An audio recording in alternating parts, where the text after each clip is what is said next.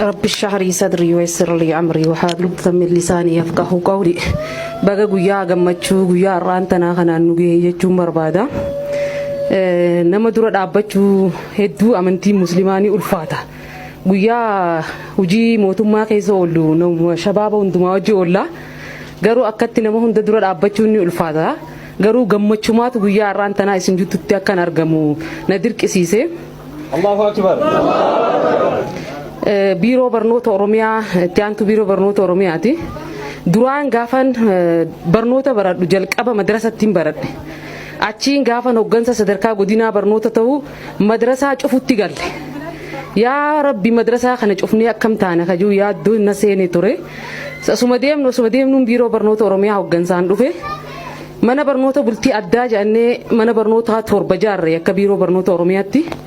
afaanota alaamaan barsiisne jenneet alifbaa mana barnootaa san keessa jalqabne mataa gubbaa gad eegalle jechuu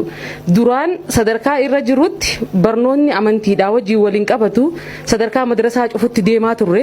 amma garuu biiroo barnoota oromiyaa irra teenye afaan arabii alifbaa jennee mana barnootaa keessatti sirna barnootaatiin labsine barnoota diin mana barnootaa idilee keessa galchaa jirra jechuu kun namni hundinuu maaliifin kana kaasuu barbaade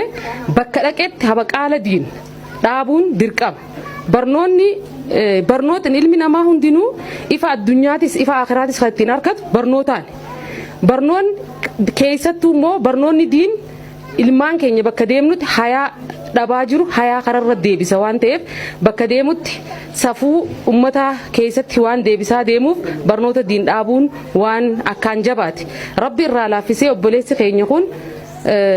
barnoota diin asittiin dhaabuu barbaade yeroo dura jiru hedduu gufuuwwan garaagaraa isa qunnamaa ture har'a garuu as gahee obboleeyyan dila kanaa wajjin barnoota diin asitti habaqaallannaa akkam jettan jee sagantaa kana qopheessee hanga mana jaarutti deeme dhugumatti isa dandeettii inni obsi inni bakka kanarratti dabarse hedduu waan isa jajjabeessaati diin immoo wanni nu barsiise obsuudha sabrii akkaan sabriidha nu barsiise wal dandahuudha nu barsiise waa walii dhooysuudha nu barsiise waan ta'eef waan san qabatee obboleessi keenya ar'aan gahe kana jidduu hafuun qabu jechumaafan isin jidduutti argame waan gaariidha isin ciraa jirra akka biiroo barnoota oromiyaattis magaala